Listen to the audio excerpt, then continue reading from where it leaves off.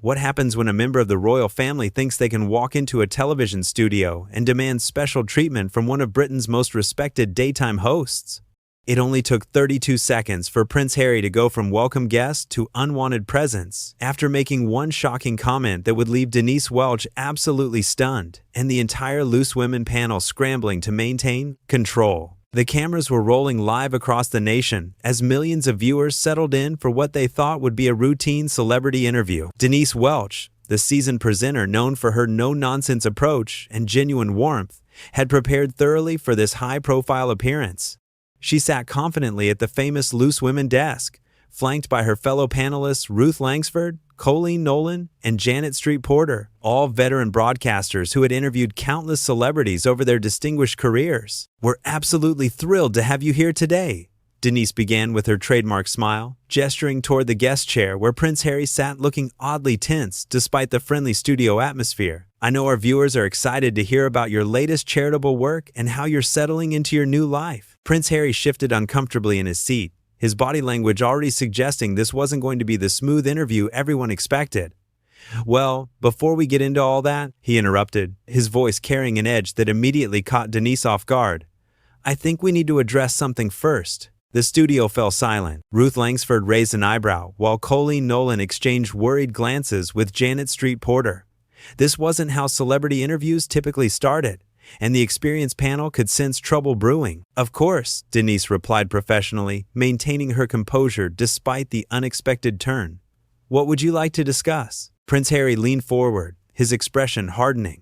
"I was told this would be a respectful interview about my charity work, not some tabloid fishing expedition. I've seen how this show operates, and frankly, I'm not impressed with the standards here." The words hit the studio like a thunderbolt. Denise's welcoming smile faltered for just a moment before her professional instincts kicked in. She had been in television long enough to handle difficult guests, but the sheer audacity of the comment left her momentarily speechless. Ruth Langsford, ever the diplomatic host, tried to smooth things over. "I can assure you, we have the utmost respect for all our guests. We're simply here to have an honest conversation." "Honest?" Prince Harry scoffed, his voice rising slightly. "Is that what you call it when you ambush people with personal questions they haven't agreed to discuss? I've done my research on this program." Janet Street Porter, never one to back down from confrontation, leaned forward. "With respect, nobody has ambushed anyone here. We haven't even asked our first proper question yet." The tension in the studio was palpable. Camera operators continued filming as the situation spiraled beyond anyone's control. Viewers at home were witnessing something unprecedented. A member of the royal family actively antagonizing one of Britain's most beloved daytime television shows. Denise, drawing on decades of broadcasting experience, attempted to regain control of the situation. "Perhaps we could start fresh," she suggested diplomatically. "Why don't you tell us about the causes that are closest to your heart?" "Don't patronize me," Prince Harry snapped back, his royal composure completely abandoned. "I didn't come here to be talked down to by a group of middle-aged women who think they know everything about my life." The comment hung in the air like a toxic cloud. Colleen Nolan's mouth dropped open in shock, while Ruth Langsford's face flushed with indignation. Janet Street Porter looked ready to explode, her famous temper barely contained. But it was Denise Welch who would prove why she had earned such respect in the industry. Instead of matching his hostility, she remained calm and professional, though her voice carried a steel that hadn't been there before. "I think there may be some confusion here," she said slowly, each word measured and deliberate. "We invited you as our guest because we believed you had something valuable to share with our audience. If you feel that appearing on our program is beneath you, then perhaps we should reconsider this arrangement." Prince Harry's face darkened further. "Are you threatening me? Do you have any idea who you're talking to?" The question revealed everything viewers needed to know about his entitled mindset. Here was someone so accustomed to deference and special treatment that the mere suggestion of equal treatment felt like an attack. Ruth Langsford, her patience finally exhausted, spoke up with quiet authority. "We know exactly who we're talking to. The question is, do you know who you're talking to? We are professional broadcasters with decades of experience, and we deserve the same respect we're trying to show you." The standoff was reaching a breaking point. Studio staff behind the cameras looked on in amazement as one of the most anticipated interviews of the year transformed into an unprecedented display of royal arrogance versus television professionalism. Prince Harry stood up abruptly, his chair scraping against the studio floor. This is exactly what I expected from a show like this. You people have no idea how to conduct yourselves around someone of my stature." Janet Street Porter finally reached her limit. "Your stature? You're a guest on our show. Nothing more, nothing less. If you can't handle being treated like every other guest we've had, then maybe you shouldn't be here at all." The words echoed through the studio as the full weight of the situation became clear to everyone present. This wasn't just a difficult interview anymore. This had become a battle of wills between someone who expected special treatment simply because of their birth and a group of seasoned professionals who refused to compromise their integrity. Denise Welch, the consummate professional, made one final attempt to salvage the situation. "Look, we can all take a breath here and start over. We genuinely want to hear what you have to say, but we need this to be a respectful conversation for everyone involved." Prince Harry's response would prove to be the moment that changed everything. The comment that would transform him from welcome guest to unwanted presence in the span of a single breath. "Respectful?" He laughed bitterly, the sound echoing through the stunned studio. "You want to talk about respect? Then maybe you should remember that you're speaking to someone whose family has given their entire lives to this country, while you lot just sit around gossiping for a living." The words landed like a physical blow. The entire panel recoiled as if they had been slapped. Ruth Langsford's face went completely white, while Colleen Nolan looked genuinely hurt by the vicious personal attack. Janet Street Porter's hands clenched into fists on the desk, her legendary temper finally unleashed. "How dare you?" Janet erupted, her voice shaking with barely controlled rage. "How dare you come into our studio and insult not just us, but every person who works on this program? We have dedicated our careers to informing and entertaining the public, and we will not be spoken to like servants by someone who thinks their bloodline makes them superior." Prince Harry wheeled around to face her directly, his royal facade completely shattered. "Superior? I don't think I'm superior. I know I am. While you've been sitting in television studios talking about celebrities and fashion trends, my family has been serving this nation for generations. We are public service. You are public entertainment." The distinction he drew was so loaded with contempt that even the camera operators shifted uncomfortably behind their equipment. This wasn't just arrogance anymore. This was a fundamental attack on the value and dignity of everyone in that studio. Colleen Nolan, her voice trembling with emotion, spoke up for the first time since the confrontation began. "Public entertainment? Is that what you think we are?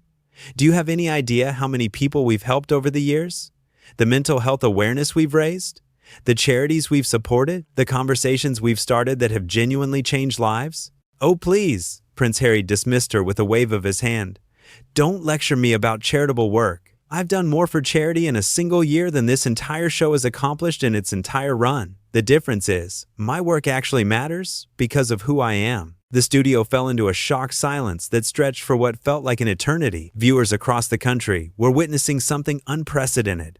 A complete meltdown of royal composure that revealed the ugly entitled mindset lurking beneath the carefully crafted public image. Denise Welch, who had remained remarkably composed throughout the entire ordeal, finally reached her breaking point.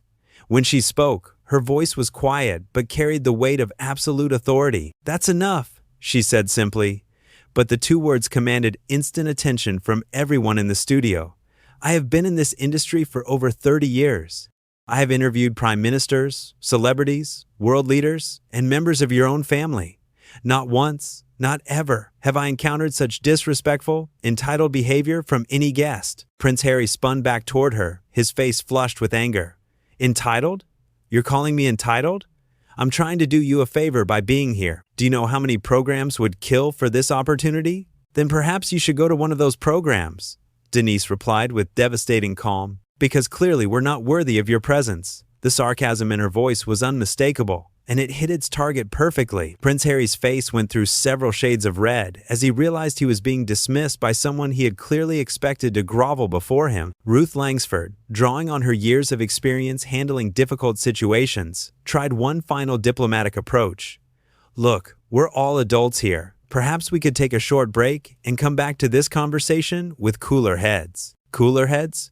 Prince Harry laughed harshly.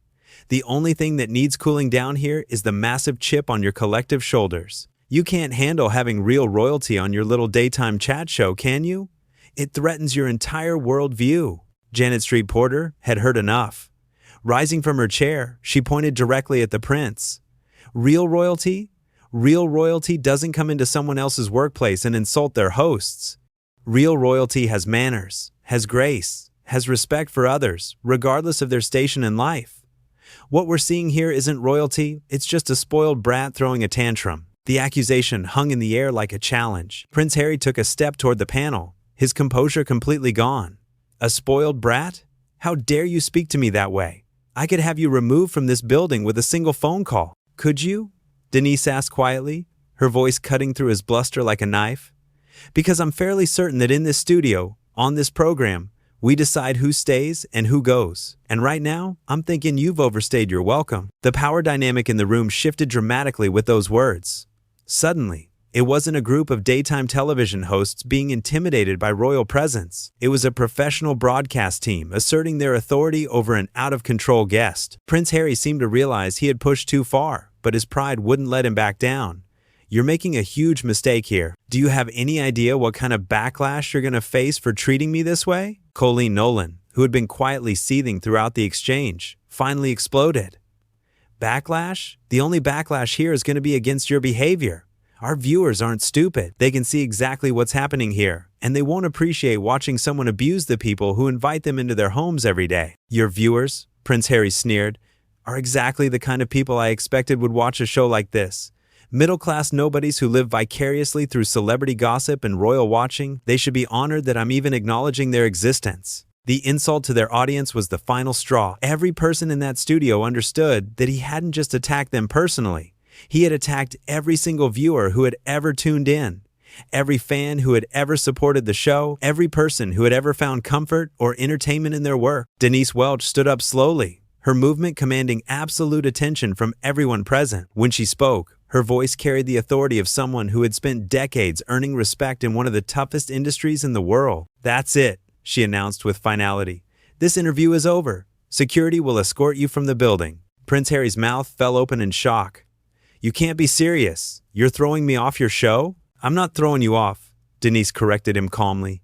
"You threw yourself off the moment you decided that being our guest gave you license to insult us, our staff, and our audience. We don't tolerate that behavior from anyone, regardless of their title or background." The studio buzzed with tension as everyone waited to see how Prince Harry would respond to being dismissed so definitively. His face cycled through expressions of shock, anger, and what might have been the first hint of realization that his behavior had consequences even for someone of his status. "You cannot be serious," he repeated, his voice rising to nearly a shout. "Do you understand what you're doing? I am a member of the British royal family. You don't dismiss me like some nobody off the street." Ruth Langsford, her patience completely exhausted, delivered the killing blow with devastating politeness. "Your Royal Highness, with all due respect, in this studio you are exactly like everyone else who sits in that chair. You are our guest, and guests who cannot conduct themselves appropriately are asked to leave." The formal address combined with the firm dismissal was perfectly calculated. It acknowledged his title while simultaneously making it clear that titles meant nothing when it came to basic human decency and respect. Prince Harry looked around the studio desperately, as if searching for someone who would support him or intervene on his behalf. The camera operators continued filming with professional detachment. The production staff stood frozen, unwilling to get involved in what had become a complete disaster. Even his own security detail, positioned discreetly near the studio entrance, remained motionless. "This is ridiculous," he declared, his voice cracking slightly with what sounded like genuine panic. "I came here in good faith to promote important charitable work, and you're treating me like a criminal." Janet Street Porter, her legendary directness on full display, cut straight through his attempt to rewrite history. "Good faith? You walked in here with an attitude, insulted our professionalism, attacked our life's work, and called our viewers nobodies. If that's your idea of good faith, then I'd hate to see what bad faith looks like." Colleen Nolan, still visibly shaken by the personal attacks but determined to have her say, added her voice to the chorus. "And as for treating you like a criminal, we're treating you exactly how we would treat anyone who came into our workplace and spoke to us the way you have. The only difference is that most people would have the sense to apologize by now." The word apologize seemed to trigger something in Prince Harry. His face contorted with indignation as if the very suggestion was personally offensive to him. Apologize? For what? For trying to maintain some dignity in the face of your unprofessional behavior? For expecting to be treated with the respect that my position demands? Denise Welch, who had been watching this display with growing amazement, shook her head slowly. The respect that your position demands? Respect is earned through behavior, not inherited through bloodline. And your behavior today has been absolutely disgraceful. My behavior? Prince Harry's voice reached a new pitch of outrage. My behavior has been entirely appropriate for someone of my standing being subjected to this kind of treatment. You people clearly don't understand protocol or proper deference. The word deference seemed to echo through the studio like a curse word. It crystallized everything that had gone wrong with this interview, everything that had revealed Prince Harry's true character. He wasn't just having a bad day or struggling with nerves. He genuinely believed that his birth entitled him to subservience from everyone around him. Ruth Langsford, drawing on decades of experience, interviewing everyone from prime ministers to pop stars, delivered what would become the defining moment of the entire confrontation. Protocol? Proper deference? Let me tell you about protocol, Your Royal Highness. Protocol is treating your hosts with courtesy. Protocol is showing gratitude when someone invites you onto their program. Protocol is conducting yourself with dignity, even when things don't go exactly as planned. What you've shown us today isn't protocol, it's petulance. The clinical dissection of his behavior was devastating in its accuracy. Prince Harry stood there sputtering, unable to form a coherent response to such a perfectly delivered critique, but he wasn't finished yet. In what would prove to be his final, most damaging outburst, he pointed an accusatory finger at each member of the panel in turn. You people have no idea what it's like to carry the weight of real responsibility. While you're here gossiping and chatting about nothing, I'm out there trying to change the world. The difference between us is that I actually matter. The silence that followed was deafening. Even the ambient studio noise seemed to stop as everyone processed what they had just heard. It wasn't just arrogance anymore. It was a complete denial of the humanity and worth of everyone else in the room. Denise Welch rose from her chair with the slow, deliberate movement of someone who had reached the absolute limit of their tolerance. When she spoke, her voice was quiet but carried more authority than any shout could have managed. "Security," she called, never taking her eyes off Prince Harry. "Please escort our former guest from the building. This interview is permanently concluded." The two security guards who had been standing discreetly at the studio entrance moved forward with professional efficiency. They'd clearly been monitoring the situation and were ready to act the moment they received the instruction. Prince Harry looked around frantically one last time, perhaps finally realizing that he had crossed a line from which there was no return. "You're making the biggest mistake of your careers," he warned desperately. "When this gets out, when people see how you've treated me, you'll be finished." Janet Street Porter, never one to let a threat go unanswered, had the final word. "When this gets out, people will see exactly what happened here. They'll see a group of professional broadcasters being insulted and attacked by someone who thinks his title gives him license to abuse others. And they'll see us standing up for ourselves and our viewers with dignity and strength." As the security guards approached, Prince Harry made one last desperate attempt to salvage some shred of authority. "Don't touch me," he snapped at them. "I'll leave on my own terms." "No," Denise corrected him firmly. "You'll leave on our terms, because this is our studio, our program, and our decision." The cameras continued rolling as Prince Harry was escorted toward the exit, his royal composure completely shattered, his entitled worldview exposed for everyone to see. Behind him, the four women of the Loose Women panel stood united, professional, and completely vindicated in their actions. Ruth Langsford straightened her jacket and looked directly into the camera.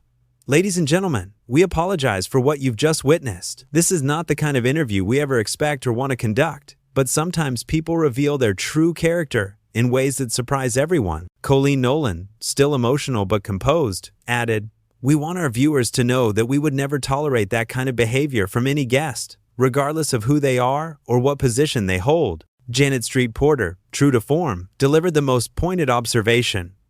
"What we've seen today is a perfect example of what happens when someone confuses privilege with character. Real class isn't about titles or bloodlines. It's about how you treat other people." As the studio doors closed behind the departed prince, Denise Welch addressed the camera with the quiet authority that had made her one of Britain's most respected television personalities.